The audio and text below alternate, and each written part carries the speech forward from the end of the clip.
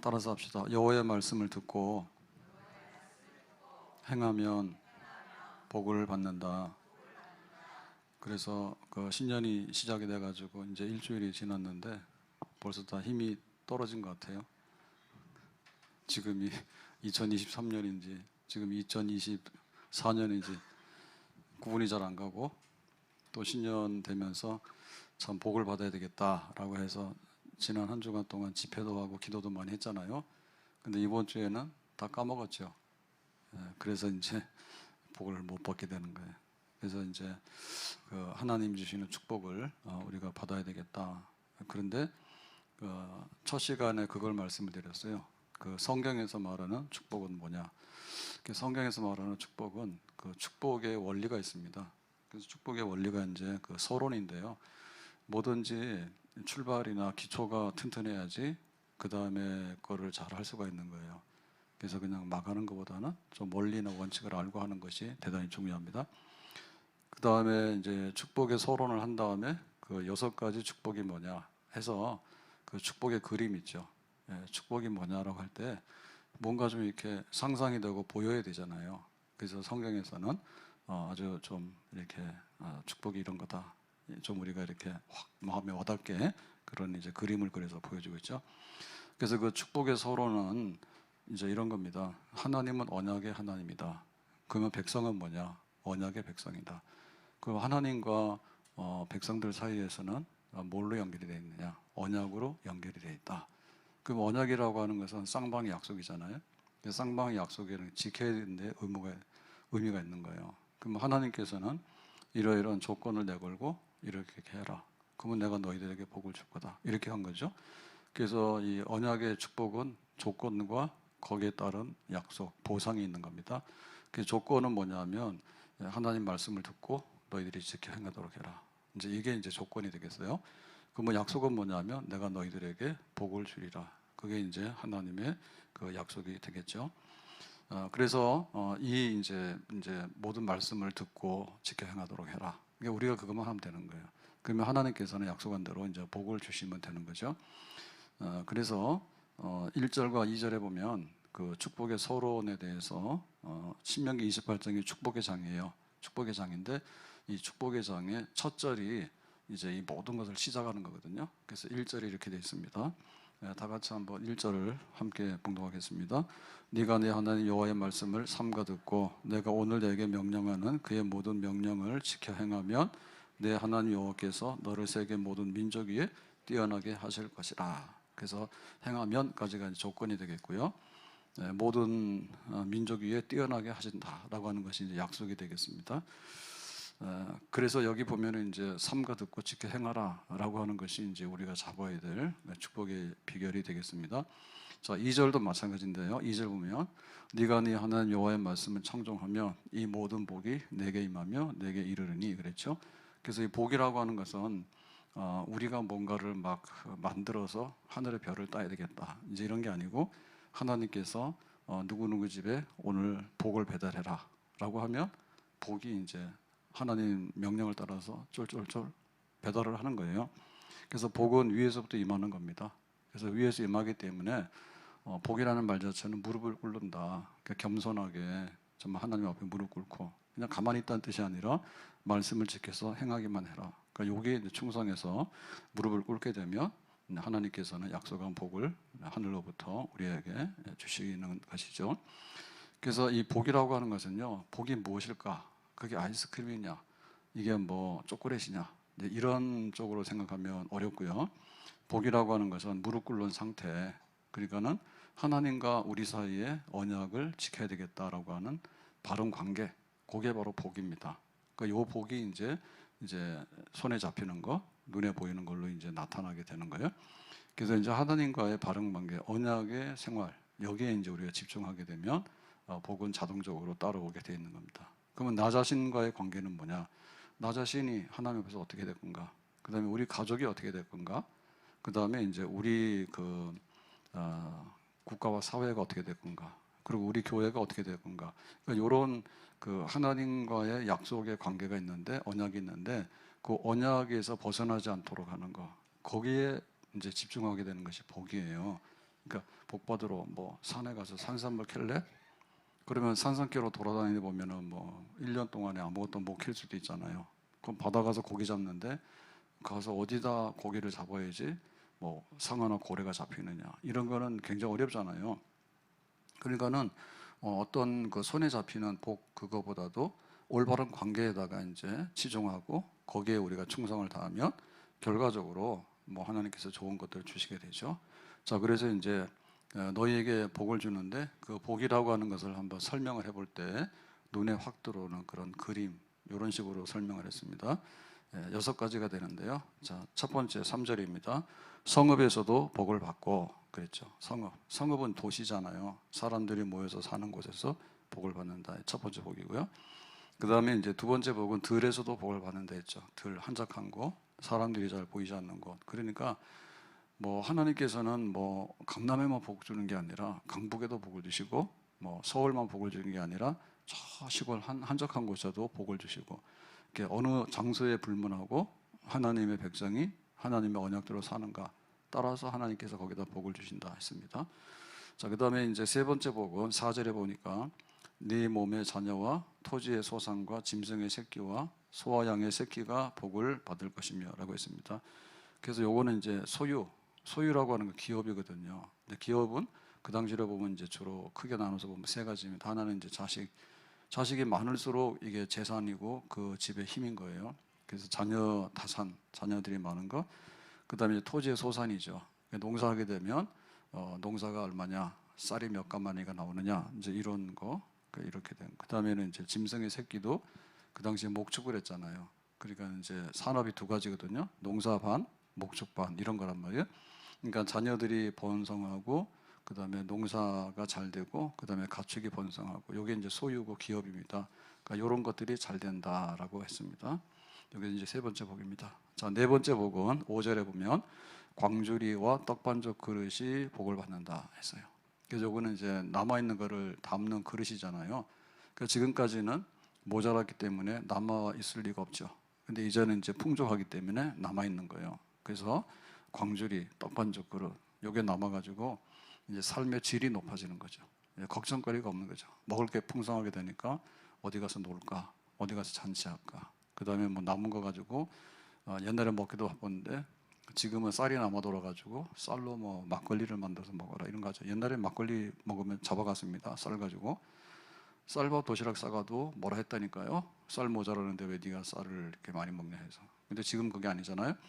그래서 이제 이게 이제 복입니다. 네 번째 복입니다. 자, 다섯 번째 복은 6절에 보니까 들어와도 복을 받고 나가도 복을 받는다. 그러니까 이제 안에서 밖에서라고 하는 것은 그 우리의 삶의 그 처소 활동성입니다. 그러니까 집에 들어왔을 때도 복을 받고, 그러니까 우환이 없어야 되잖아요. 그러면 또 바깥에 나가서 일을 해야 되잖아요. 나가서 출근도 하고 사업도 해야 되고, 밖에 나가서도 복을 받고. 우리나라도 이제 아내가 잘 돼야 돼요. 그래서 국가 안에가 평안하고 서로 간에 잘 되면 이제 국가 바깥으로도 이제 외교 관계가 잘 되고 무역도 잘 되고 해서 이제 경제적으로 부유하고 이제 이런 왕래가 잘 되게 되는 거예요. 그래서 이제 복이 없는 사람은 안에 들어와도 미끄러져서 넘어지고 밖에 나가고 완전히 그냥 내 집 땅 나서 죽어버리고 그렇게 되잖아요. 근데 여기 나가도 들어와도 복을 받고 나가도 복을 받고, 6가지 복이에요. 그러니까 이렇게 하나님께서 구석구석에 어떠한 일을 하더라도 어떠한 상황 속이라도 하나님의 손이 닿아서 너희들에게 약속한 대로 복을 준다. 서철에 봄바람 불어 있고 하나님 아버지 모셨으니 믿음의 반석도 든든하다. 우리 집 즐거운 동산이라. 고마워라 임마누엘, 예수만 섬기는 우리 집. 고마워라 임마누엘, 복되고 즐거운 하루하루. 성읍에서도 복을 받고 들에서도 복을 받고, 그 다음에 그 몸의 자녀들도 복을 받고, 그 다음에 소산물도 복을 받고, 그 다음에 가축들도 복을 받고, 떡반죽 그릇도 복을 받고, 들어와도 복을 받고 나가도 복을 받고, 그래서 하나님 주시는 복에 대해서 이게 밥맛이 있어야 됩니다. 예, 사람이 건강하려면 그냥 등만 붙이면 잘 자야 돼요. 그 다음에 눈만 뜨면 막 나가서 활동을 해야 되는, 이런 사람 잘 살게 돼 있는 거예요. 그러니까는 식탁에 앉으면 밥맛이 있어야 되죠. 그리고 가만히 있으라고 그러면은 피곤하다 그러고 나가서 운동도 하고, 이런 사람들이 이제 건강한 사람들인 거예요. 그러니까는 이 하나님의 축복에 대해서 이게 밥맛이 있어야 돼. 그리고 내가 하나님 말씀을 지키면 복을 준다 했기 때문에 하나님 말씀은 뭘 지켜야 될까? 어떻게 하면 더 잘 지킬까? 이런 막 운동, 예? 하나님의 언약에 대해서 내가 더 잘해봐야 되겠다라고 하는 운동, 예, 이게 바로 이제 축복과 연관이 돼 있거든요. 그래서 뭐 썩은 생선 냄새 나듯이 말이에요. 예, 병든 닭이 그냥 비실비실하잖아요. 이런 식으로 되면 안 되는 거예요. 그래서 우리가 그 신년도에 1월 1일 날 성부영신 예배 때 하나님께 영광 돌리고 한 해 동안 복을 받기 원해요라고 했으면은 1월 1일은 시작이잖아요. 그러면 일주일이 지나면 하나님의 축복에 더 가까이 다가가야 되겠죠. 아멘. 하나님의 축복을 더 그림을 보면서, 야, 이게 정말 명작이다. 하나님이 약속하신 복이 참 그림이 좋다. 내가 이런 인생을 살았으면 좋겠다라고 해서 우리 속에 하나님의 언약을 우리가 이행함으로 인해서 하나님 약속하신 복을 받고야 말겠다고 하는 그런 운동, 우리 마음속에 믿음의 활발한 역사들이 불같이 일어나야 될 줄로 믿습니다. 근데 하나님의 축복이 이걸로 끝나는 게 아니에요. 예, 이걸로 끝나는 게 아니에요. 그러니까 내가 복을 받잖아요. 그 다음 뭐예요? 우리 집이 복을 받아야 되잖아요. 그 다음 뭐예요? 우리 동네가 복을 받아야 되죠. 예? 뭐 우리 집 잘 사는데 우리 동네가 아주 슬럼가다 이러면 안 돼요. 도둑이 막 들고 그러면 안 됩니다. 그 다음에 뭐냐면 우리 도시, 예? 우리 성이 복을 받아야 돼요. 그 다음에 우리나라가 복을 받아야 돼요. 온 세상이 복을 받아야 돼. 그러니까 막 자꾸 전쟁하고 그러면요, 세상 살기 힘들어. 전쟁하고 그러면은, 예, 안 됩니다. 그렇기 때문에 이 축복이라고 하는 것은요, 그냥 나 배부르다 해서 끝나는 게 아니에요. 그래서 축복의 확대형. 그 다음에 이 축복이 이제 우리 모두에게, 그래서 공동체에게 얼마나 임하는가. 이게 이제 그 다음 단계입니다. 그래서 오늘 이 말씀은 하나님의 축복이 더 구체적으로 확대될 때, 공동체에게 적용이 될 때 어떻게 표현되시는가, 이제 이런 거죠. 뭐 우리 집에 김정은이가 군대를 보내서 쳐들어오고 할 이유는 없죠. 그렇지만 우리나라에다가, 예, 전쟁하자고 하면 전쟁이 일어나게 되는 거예요. 그래서 이제 이 단위가 공동체 단위로 하나님의 축복이 임해야 되는 거죠. 자, 그래서 7절에 보니까 6가지의 복의 그 확대형 내지는 공동체형의 축복으로 이제 말을 하는데, 그 6가지의 확대된 복의 첫 번째가 7절입니다. 7절 말씀 다 함께 읽어보겠습니다. 여호와께서 너를 대적하기 위해 일어난 적군들을 내 앞에서 패하게 하시리라. 그들이 한 길로 너를 치러 왔으나 내 앞에서 7길로 도망하리라. 그랬죠. 그러니까 여기 보니까 대적, 적군, 그 다음에 도망가고, 이게 전쟁이네요. 전쟁이라는 거 왜 생기죠? 전쟁이라고 하는 것은 이 경쟁이 치열하게 되면 전쟁이 생기는 거예요. 그러니까 이거는 이 세상에서는 있어서는 안 되는 일이지만 또 없지도 않아요. 항상. 그래서 우리는 이렇게 분단돼서 살고 있어서 아직도 전쟁이 완전히 끝난 건 아니고 휴전 상태잖아요.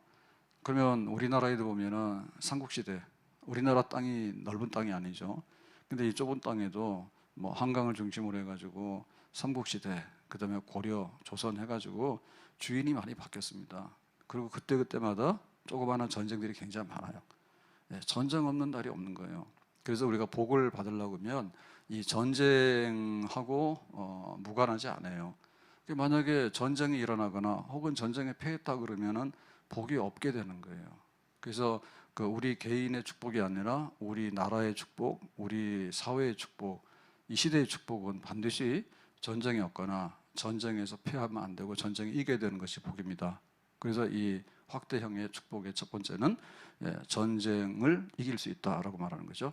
그래서 이제 어떻게 이기느냐라고 했더니 적들이 패하여서 한 길로 치러 왔다가, 그러니까 이제 적이 먼저 침략을 하잖아요. 그럴 때 우리가 막아내야 되는데 7길로 도망가더라 그랬죠. 그러니까는 한 길로 왔는데 7길로 도망가니까 이 전쟁이 50대 50이 아니죠. 50대 50이 아닌 거예요.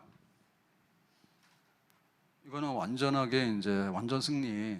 그러니까 적당하게 싸우다가 뭐 51대 49로 이기고 이런 게 아니라 완전히 적은 도망가게 되고 우리가 완전하게 승리하게 되는 거, 압도적으로 승리하게 되는 거, 적들은 패해서 산산조각 나서 도망가게 되는 거, 이제 이런 승리를 약속해 줬어요. 그러니까 이게 이제 축복입니다. 축복인데 지금 이 이스라엘 백성들은 어디에 있는가 하면 지금 모압 동편에 있거든요. 요단강 동편 모압 땅에 있어요. 근데 모세가 이제 죽잖아요. 그러면 이제 여호수아가 이제 지휘관이 돼가지고 요단을 건너가서 가나안 땅에 들어가서 이 가나안 땅을 차지해야 되는 거예요. 그러니까 가나안 땅에는 7 족속들이 살고 있어요. 그러니까 하나님께서 이 가나안 땅을 준다 했지만 주인 없이 빈 땅은 아니에요. 7 족속들이 살고 있기 때문에 이거는 부득불 전쟁을 해야 돼요. 전쟁을 하려면 7 족속들을 이겨야 돼. 그건 이런 전쟁을 앞에 두고 있는 이런 상태예요. 그런데 너희들은 이제 적들이 산산조각 나서 도망가게 되는 전쟁의 승리를 보장받은 축복이 너희들이 있다라고 하니까 이 복은 정말로 귀중한 복이죠. 왜냐하면은 그 이스라엘은 애굽에서 노예 생활했거든요. 그러니까 완전히 이거는 주권이 없었어요. 나라도 없었어요. 근데 이제 해방돼 가지고 자유를 얻어 가지고 광야로 나왔는데 광야 40년 동안에 뭐 그 나라라고 하기는 어렵죠, 그죠? 광야에서 떠돌이 백성이 무슨 뭐 전쟁을 하면 얼마나 합니까? 그렇게 미약하게 살았잖아요. 근데 이제 가나안 땅에 들어가서 본격적으로 이제 전쟁을 해야 되는데 하나님께서 니들 전쟁에 승리한다라고 하니까 굉장히 미래가 이제 밝아 보이고 이제 희망이 있어 보이는 그런 하나의 축복이다라고 보겠습니다. 그래서 실제로 이제 이 전쟁의 승리가 여리고성부터 시작이 되죠. 여리고성을 치는데 피 한 방울 흘리지 않았거든요. 그러니까 하나님께서 언약궤를 메고 한 바퀴씩 돌고 나중에 이제 소리를 질러라고 여리고성 무너진다 해가지고 여리고성 무너지게 된. 그 다음에 이제 어디로 갔냐면 중부 가나안 중부에 이제 기브온 성을 치죠. 그래가지고 이제 기브온 성을 차지하게 되고요. 그 다음에는 이제 가나안 북부를 이제 쳐서 승리하게 되고 이렇게 해가지고 한 7년 동안에 전쟁을 하게 되는데 뭐 수십 번의 전쟁에서 그 아이성에서 이제 아간이 죄져가지고 패배한 거 외에는 전부 다 승리합니다.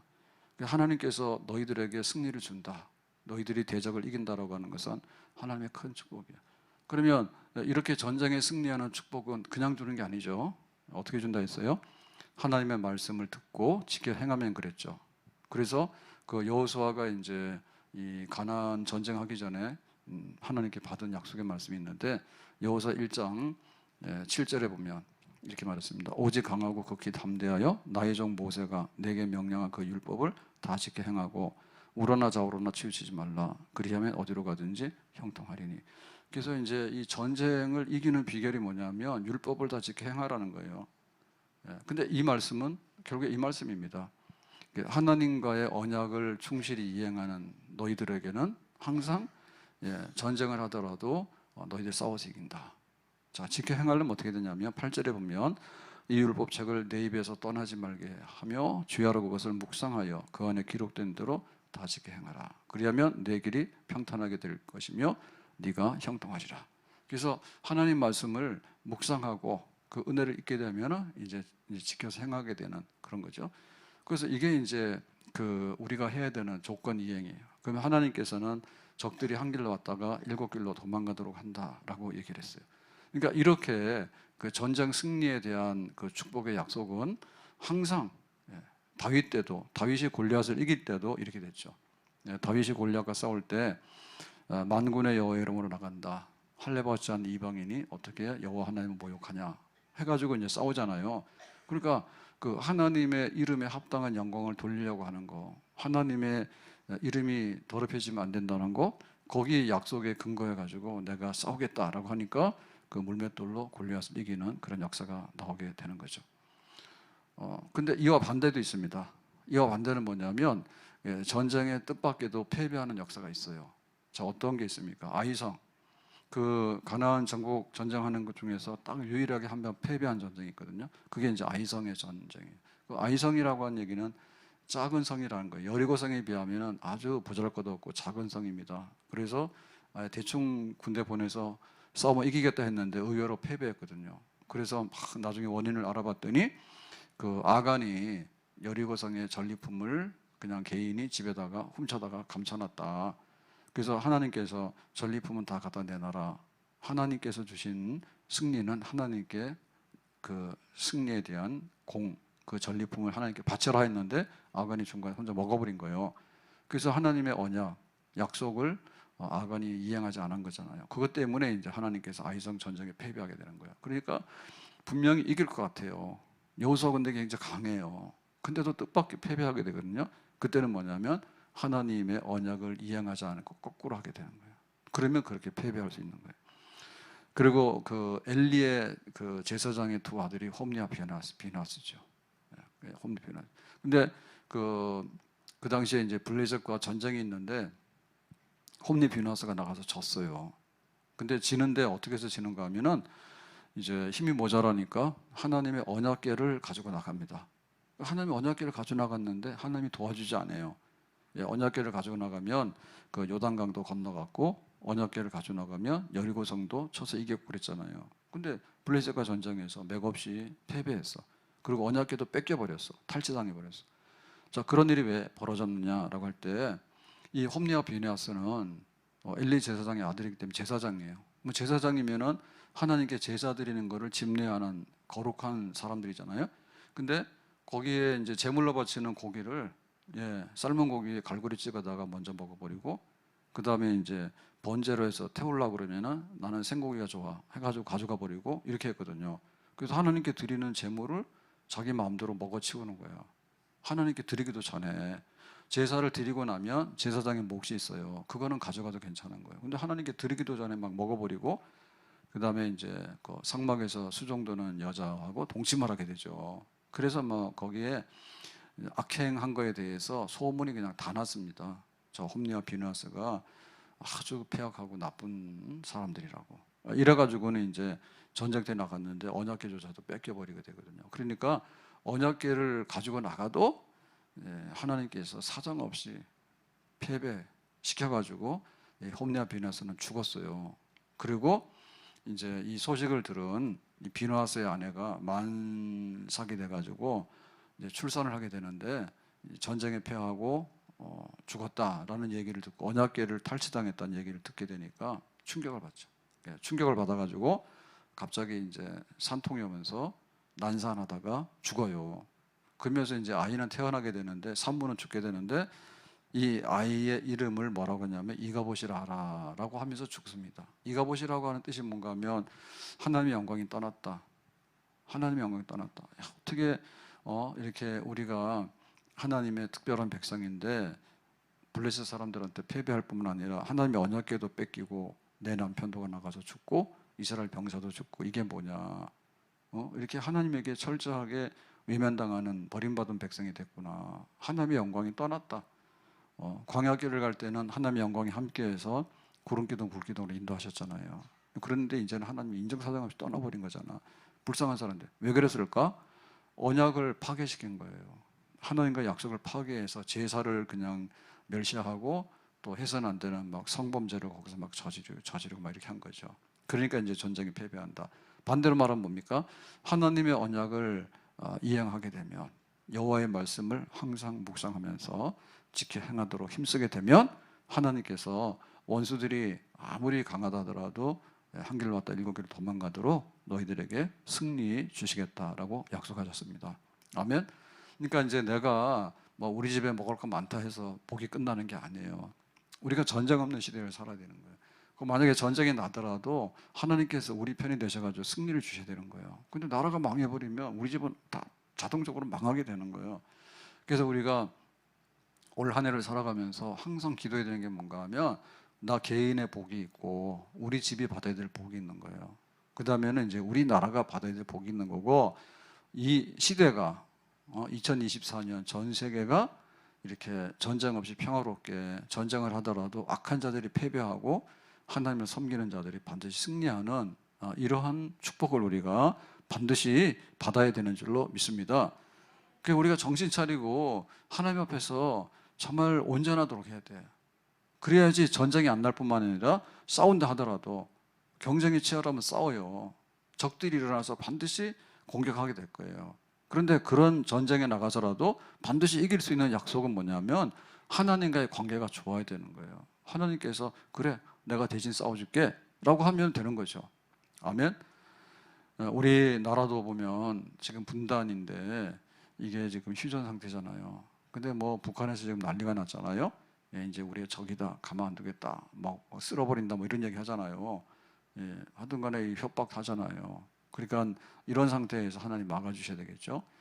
그리고 우리 주변에 뭐 중국도 마찬가지입니다. 중국도 지금 대만하고 뭐 으르렁거리고 있어서 자기들끼리 보면 이제 중국을 하나의 중국 통일이라는 얘기인데 만약에 거기서 무슨 다툼이 나서 이렇게 무력 충돌이 나게 되면 중국과 대만은 얘기지만 피해를 제일 많이 보는 나라가 우리나라 대한민국이라 하더라고. 중국은 중국끼리 싸우지만 옆집 나라가 피해를 보는데 우리나라가 전 세계 1등인 거예요. 피해에. 그거 전쟁 나면 안 되는 거예요. 근데 굉장히 위험해요.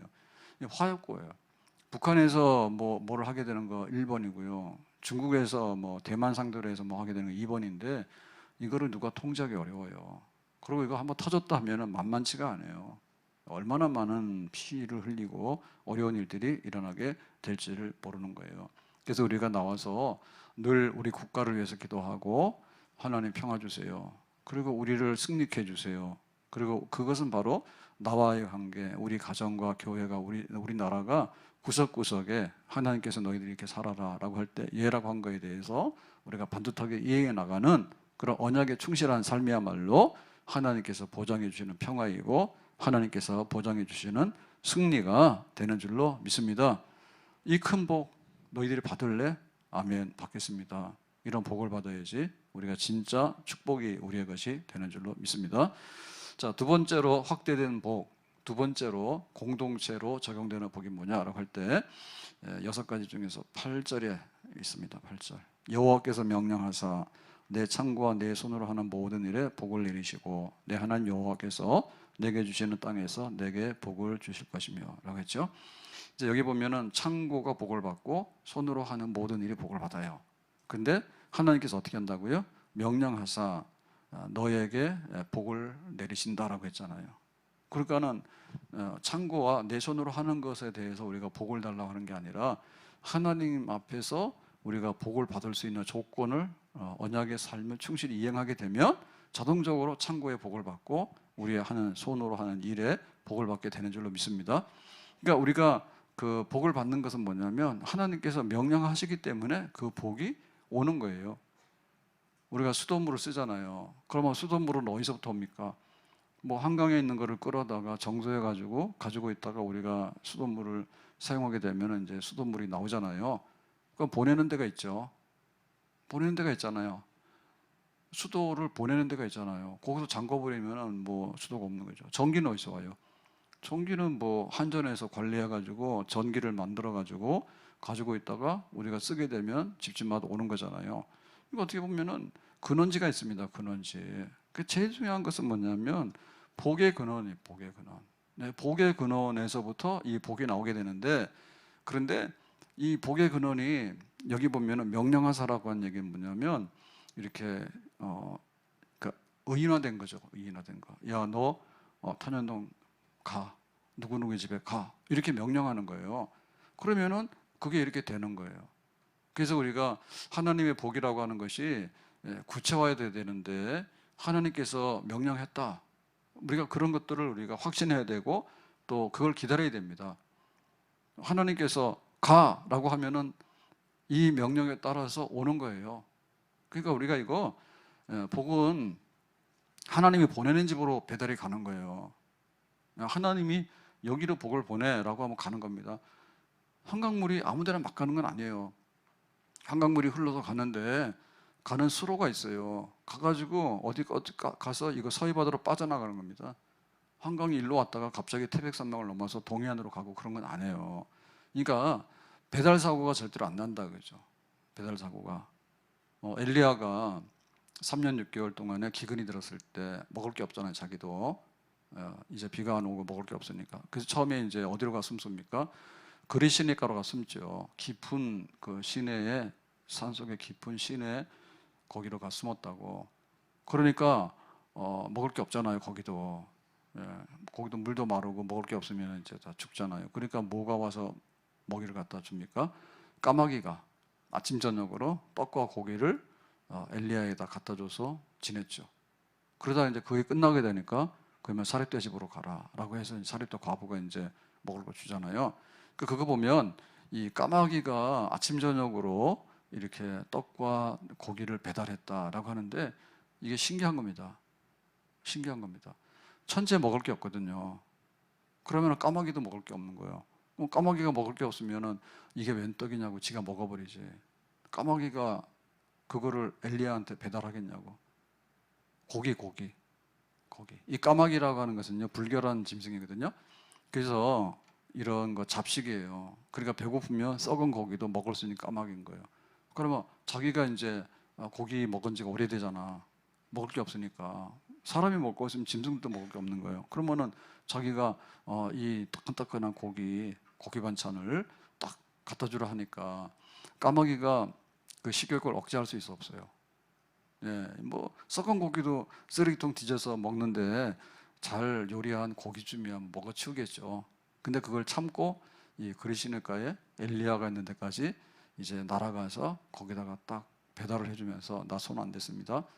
요즘에 그 배달하다 보면은 배달하는 분들이 택배하다가 배달하는 분들이 막 빼먹는다며. 그래서 야 뭐 닭다리가 하나 어디 갔냐 그래가지고 찾으니까 중간에 배달하다 먹어버렸다고. 배달 사고 나죠.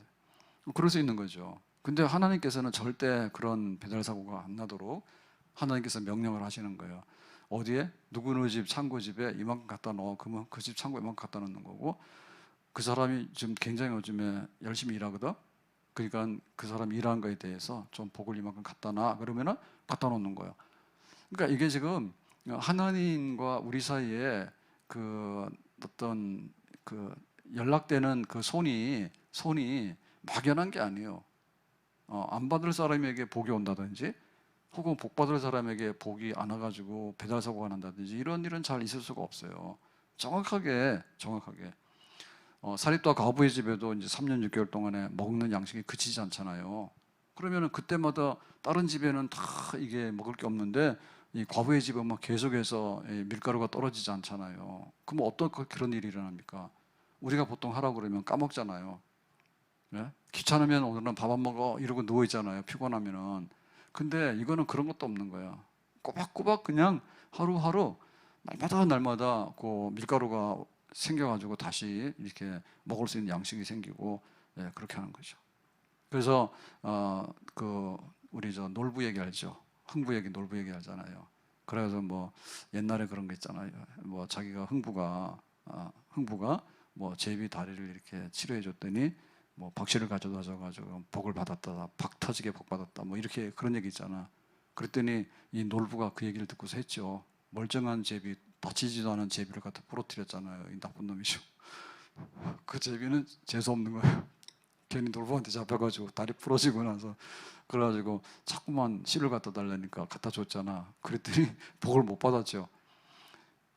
그 제비도 줄 사람한테 축복을 주는 거지 함부로 주는 게 아니에요. 그러니까 우리가 놀부 심보하고 있으면 안 되는 거예요. 그래서 우리가 흥부 심보를 하고 있으면은 만약에 하나님의 언약이 있는데 하나님께서 계약 맺은 거에 대해서 하나님께서 절대로 우리에게 모른다 하지 않는다. 우리가 이렇게 어떤 일을 당하게 될 때 굉장히 좀 의기소침하거나 때로는 용기를 잃을 때가 있어요. 뭐가 좀 일이 안 될 때. 그러면 욕 같은 경우에는 자식 10명이 죽었고 자기 재산 다 잃었고 건강 잃었고 친구들한테 욕하잖아요. 그러면 욥이 아주 그냥 완전히 초죽음이 됐잖아요. 그랬는데 이거 왜 그럽니까? 사탄이 와서 고자질한 거예요. 욥 얘는 복 주시면 안 되고 복 받을 만한 믿음이 없는 애예요. 근데 하나님이 뭘 잘못 착각해가지고 욥에다가 너무 많은 복을 주신 거예요. 그러니까 한번 흔들어 보세요. 그랬잖아. 그랬더니 욥이 흔들어가지고 모든 걸 잃었잖아요. 근데 욥은 어때요? 여전히 하나님을 원망하지 아니하고 나의 가는 길을 오직 그가 하시나니. 그러고는 욥이 순전하게 그 믿음을 지키고 있잖아요. 그러니까 하나님께서 처음에 복 주신 것이 잘못됐어요? 안 잘못됐어요? 잘못되지 않았죠. 그게 사탄의 역사라니까요. 사탄의 역사 그런 거예요. 야, 네가 교회 간다고 복 받냐? 그런 일이 아니야. 야, 네가 그 뭐 신년 축복성이니까 한 주 가서 그런다고 복 받냐? 그런 게 아니야. 이러면서 계속해서 그거 고자질하고 하나님이 너에게 뭘 복 주겠냐? 그럴 리가 없어. 뭐 이렇게 고자질 계속하는 거예요. 근데 하나님께서는 그렇지 않은 거예요. 우리가 진심으로 하나님 앞에서 이행하면서 살아가는 언약의 백성에게는 하나님께서는 흔들림이 없이 반드시 복을 주시는 줄로 믿습니다. 너의 창고와 내 손으로 하는 모든 일에 복을 내리시는데 명령해서 가라! 라고 하면 하나님께서 정확하게 복을 보내는 대로 우리에게 배달이 돼서 우리한테 그 복이 도달하게 될 줄로 믿습니다. 산마다 불이 탄다 고운 단풍에 골마다 흘러간다 맑은 물줄기 황금빛 농가 밭에 풍년이 왔다 드맑은 하늘가에 노래 퍼진다 씨 뿌린 논밭마다 기름 고이고 심겨진 과원마다 열매 맺으리 비바람 고운 햇빛 주신 선물로 갖고 온 손길마다 복이 넘친다. 우리가 이거 11월 추수감사절 되면은 부르는 찬송인데 그때만 부르기에는 너무나 아깝습니다. 그래서 제가 야, 산마다 불이 탄다 단풍에 골마다 흘러간다 맑은 물줄기 황금빛 농가밭에 풍년이 왔다 드 맑은 하늘가에 노래가 퍼진다 씨 뿌린 논밭마다 기름 고이고 심겨진 과원마다 열매 맺으리 비바람 고운 햇빛 주님 선물로 갖고 온 손길마다 복이 넘친다. 이목인 그 작사거든요. 이분이 저 시인이고 글 쓰는 분이잖아요. 그러니까 이 가사 썼는데 얼마나 아름다워요. 그래서 창고에 복이 넘친다. 그런데 네가 손 닿는 곳마다가 복이 넘친다. 왜냐? 하나님께서 맺은 언약대로 살아가는 모습을 보니까 내 백성이 맞다. 그러니까 내가 약속한 대로 복을 주겠다. 이렇게 되는 것입니다. 그래서 우리가 이 창고가 넘치고 손 닿는 데마다 복이 넘친다라고 하는 것은요, 이마에 땀을 흘려야 되지만은 그런데 굉장히 만족스러운 복이에요. 우리가 이마에 땀을 흘리지만 축정이 되는 경우가 굉장히 많아요. 베드로가 그랬죠. 바다에 나가서 하루 밤에 고기를 잡잖아요. 근데 어느 날 뭐예요? 허탕치고 왔죠. 밤새 가지고 그물을 던지는 게 중노동입니다. 위험하기도 하고. 그런데 그날은 허수고한 날은 있는 거예요. 그러니까 우리가 내가 땀을 흘렸다 해서 반드시 복을 받는 것도 아니고요. 그 다음에 내가 내 손이 닿았다 해서 반드시 복을 받는 것도 아니에요. 그런데 수고롭지만은 하나님께서 약속하신 대로 복을 주시게 되면 그것 또한 은총입니다. 아멘. 그러니까 우리가 헛수고하는 경우 굉장히 많은데 절대로 헛수고하지 않는다. 정말 하나님께서 우리에게 약속한 대로 창고가 넘치도록 채워주시는 그런 약속이 축복이 우리에게 임하게 되는 줄로 믿습니다. 하나님이 우리에게 주시는 복락을 시편 144편에 기록하고 있는데 다시 한번 확인해 보겠습니다. 13절 말씀. 우리의 곡간에는 백곡이 가득하며, 그러니까 이 창고죠. 곡간은 백곡, 여러 가지 곡식이 가득해요. 우리의 양은 들에서 천천과 만만으로 번성하며, 그러니까 양이 새끼를 치는 거예요. 그러니까 이제 천천 만만으로 막 번식하는 거죠. 그러니까 얼마나 부자가 된 거예요? 정말 보기만 해도 복스럽죠. 아멘. 하나님께서 확실한 언약의 백성에게는 이와 같은 복을 주신다. 그 다음에 14절에 보면 수소는 무겁게 실었으며 그랬죠. 그러니까는 막 우리 집에 남는 게 있으니까 팔기도 하고 바꾸기도 하고 해가지고 이제 왔다 갔다 하는데 얼마나 막 생기가 있고 복이 넘치는지 몰라요. 그러니까 이거는 우리 집만의 복이 아니라 우리나라와 우리 도시, 우리가 사는 시대가 하나님의 축복을 받게 되면 이와 같이 될 줄로 믿습니다. 좋은 시대를 만나면 석유도 싸요. 근데 지금 저 수에즈 운하 지나가는데 거기 막 자꾸 공격한다 하잖아요. 참 이게 안 되는 것 같아. 그 막 공격하고 그러면 그 유조선 같은 게 못 지나가잖아요.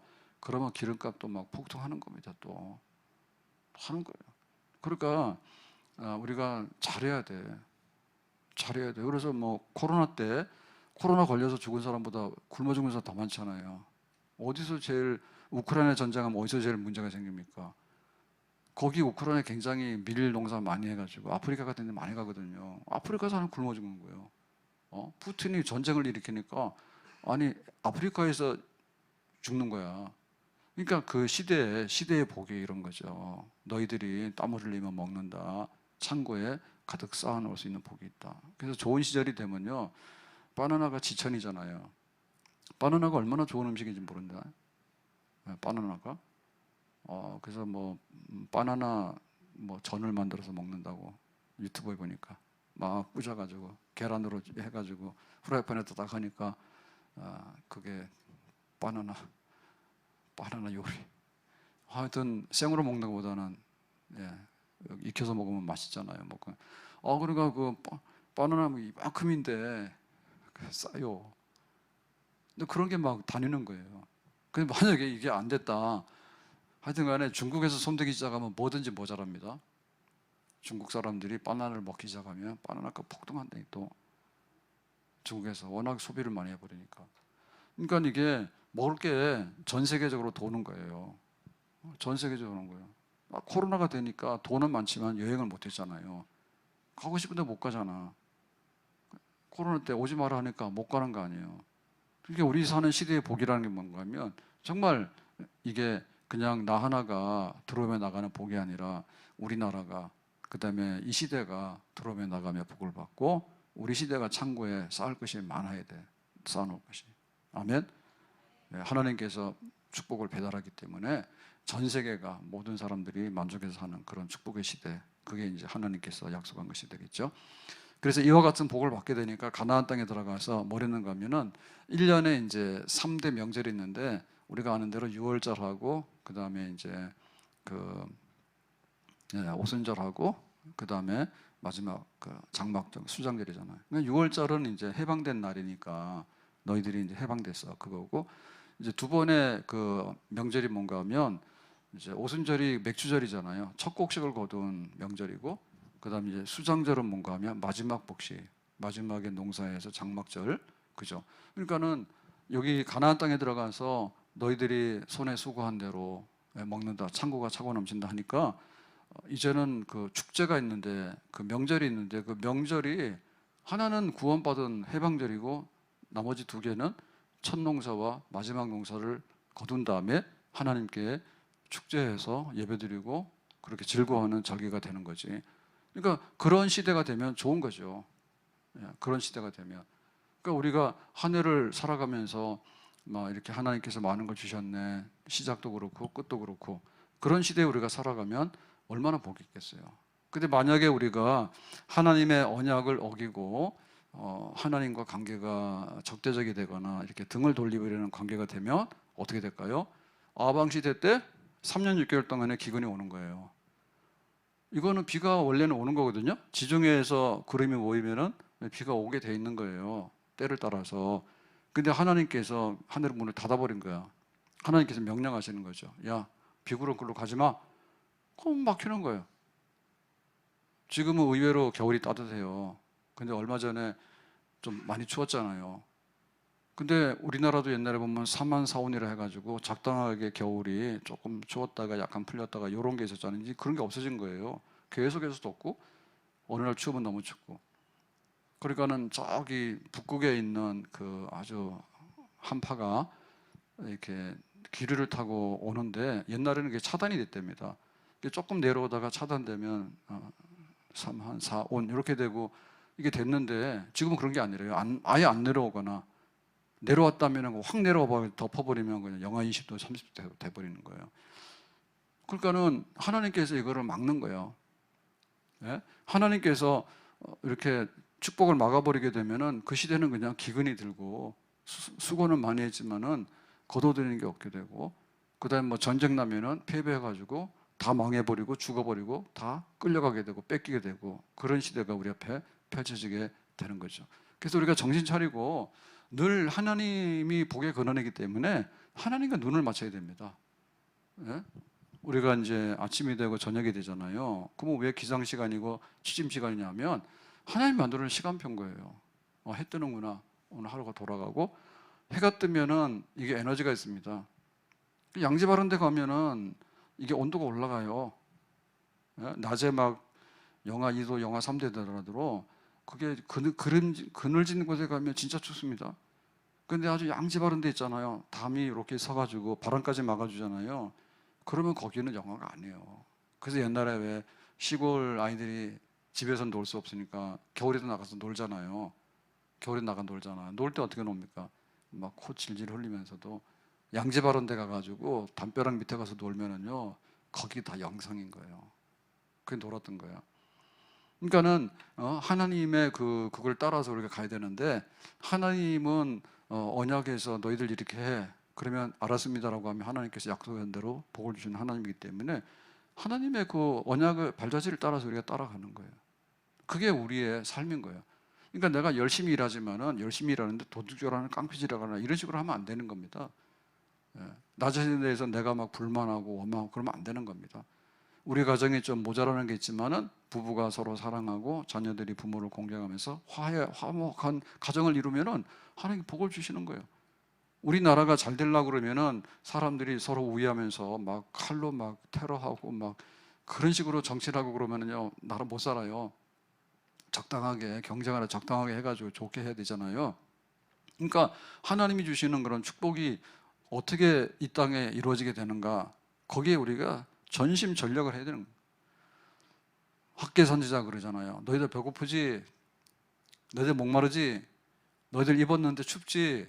왜 그런지 아냐? 야, 니들 잘 꾸며놨잖아, 집을. 근데 너희들이 70년 포로로 잡혀갔다가 돌아왔잖아. 돌아와서 제일 먼저 한다고 한 게 뭐야? 솔로몬의 성전이 불탔잖아. 바벨론 군대에 의해서 나라가 망할 때. 그러고 나서는 이제 성전이 불타면서 포로로 잡혀갔다가 70년이라는 긴 세월이 있다가 돌아왔잖아. 돌아와서 예루살렘에 와보니까 그 황폐되어 있는 그 도시에 솔로몬의 성전 대신에 제2의 성전을 짓겠다고 착공식 했다니까요. 해놓고는 하다가 힘들고 돈 없으니까 좀 이따 보세요 라고 해놓고는 세월이 10년 이상 지나가면서 자기네 집 지어가 잘 사는 거예요. 그래서 그랬죠. 나와의 약속이 틀렸지 않냐.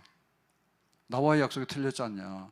하나님께서 왜 다윗을 복 주시고 솔로몬 복을 주셨을까요? 1,000번제를 드리면서 성전을 건축하고, 다시 말하면 하나님 사랑하잖아. 하나님 사랑하잖아. 예배를 좋아하고 기도하기를 좋아하고, 그러니까 하나님 복을 주시는 거잖아. 니들은 너희들 집 그냥 잘 지어놓고 살면서 성전 불탔는데 아직도 관심이 없어서 그냥 그러고 풀이 나고 막 잡초가 돋고 그런데 괜찮냐? 그걸 말하잖아요. 그러니까 우리가 해야 되는 일은 뭐냐면 하나님의 언약을 듣고, 하나님의 말씀을 언약을 듣고 지켜 행하도록 해라. 힘써. 그러면 하나님께서 명령하셔가지고 누구네 집 가서 어느 나라에 가서 이렇게 복을 주도록 해라. 하나님께서 계속해서 배달해가지고 창고에 복이 쌓이게 되고 우리의 땀 흘림이 100배의 열매를 맺게 되는 축복의 시대가 우리 앞에 펼쳐지게 되는 줄로 믿습니다. 그래서 이 축복은 하나님 탓할 거 하나도 없는 거예요. 성경이 말하는 축복은 하나님 탓할 거 하나도 없는 거예요. 전부 다 우리 탓인 거예요. 근데 우리가 막 까치발을 하거나 혹은 저 하늘 위에 있는 구름을 잡아와라, 하늘에 있는 무지개를 잡아와라, 그렇게 얘기를 하게 되면 우리는 못해요. 근데 우리는 우리가 살아가는 땅에서 하나님 앞에 예배하며 이웃을 사랑함으로 인해서 나 자신을 존중히 여기고 하나님 앞에 경건하게 살고, 이런 하나님이 원했던 삶의 매뉴얼대로, 약속한 매뉴얼대로 우리가 또박또박 그렇게 하루하루를 살아가게 되면 내 잔이 넘쳐나게 되고 나의 축복이 넘쳐나게 될 줄로 믿습니다. 우리 집이 축복이 넘쳐나게 될 줄로 믿습니다. 우리 나라가 축복이 넘쳐나게 될 줄로 믿습니다. 우리 시대가 축복이 넘쳐나게 될 줄로 믿습니다. 지금 우크라이나, 러시아 같은 데는요, 남자들 별로 남한 사람 없대잖아요. 다 도망갔거나 전쟁하기 싫어서 징집이니까, 아니면은 용감하게 싸우러 나가서 전사했거나 팔다리 눈 잃어가지고 그러거나. 얼마나 그거는 참 돌이킬 수 없는 불행이거든요.